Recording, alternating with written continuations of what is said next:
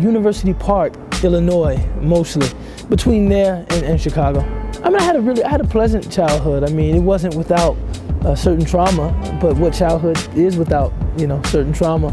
On the whole, I enjoyed a very close relationship with my mother, my sister, my grandmother, lots of people in my neighborhood. I was a neighborhood kid. We had our little clubs, and I guess it would be PC to call them street organizations and stuff like that.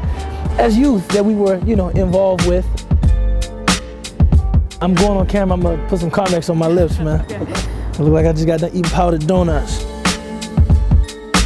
It was just a confluence of a lot of different factors. One was, believe it or not, my family, my neighborhood, everybody was involved in a street organization, a particular street organization that had like some Islamic overtones in its literature, so that at least I was familiar with the term Allah, I was familiar with the term Islam, I was familiar with some of the moral code that people identify Muslims by, not eating pork and stuff like that.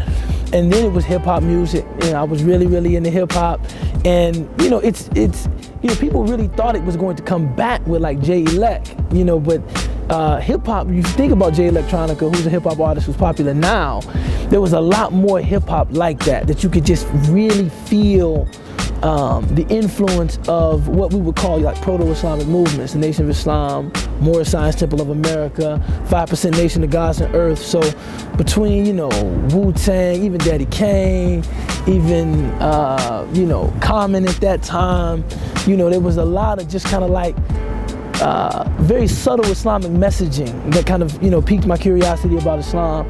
And then I think, reading Malcolm X's autobiography, it just, brought everything home. And it just, and I had a classmate that was Muslim that played so many parts of the story. My wife jokes that every time I tell a story, I tell it in a different way. And I joke that my retort is that all of them are true. You know what I'm saying? Just so many different things happened at one time,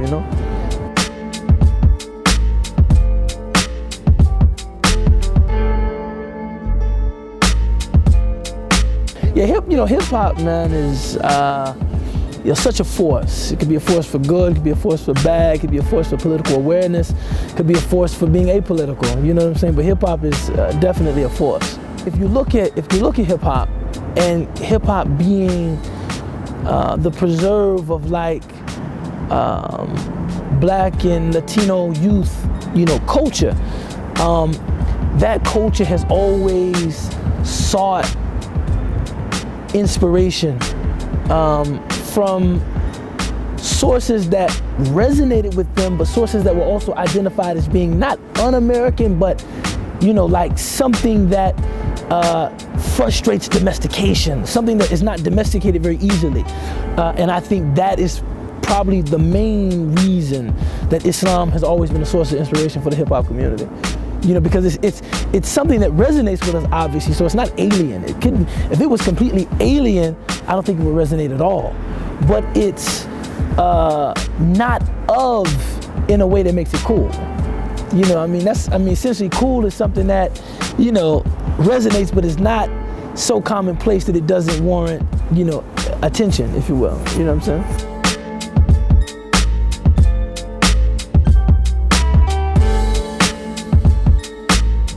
There is a certain monopolization of, what is Islamically normative in our spaces, and I don't think Black people are granted enough of a say and enough influence, in what we regard as normative in terms of how we meet, what we eat, what we do, what we talk about, what issues are important to us, what issues can be given this false crown of Islamicity or Islamic legitimacy. MSA serves a lot of functions for them. And I think we would be naive to think that it's just religious. It's social. It's it's mainly social, I think. So when people seeking social space that have a similar ethnicity all congregate, naturally, it's going to be that. It's going to be kind of like their flavor. And I think those, members of MSA have to decide, look, do we really just want to have a Daisy Club?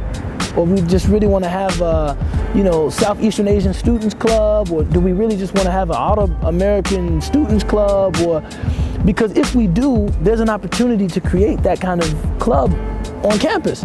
But if we really want to have this be the Muslim Students Association, then our charter, our modes of assembly, our agenda has to be reflective of the broad diversity of the Muslim community, in a very real way, not in a patronizing, we have biryani and we also have fried chicken, but I mean in a very real way. This is a part of who we are as Muslims. Is there something larger that we're trying to achieve through assembling as Muslims here on campus?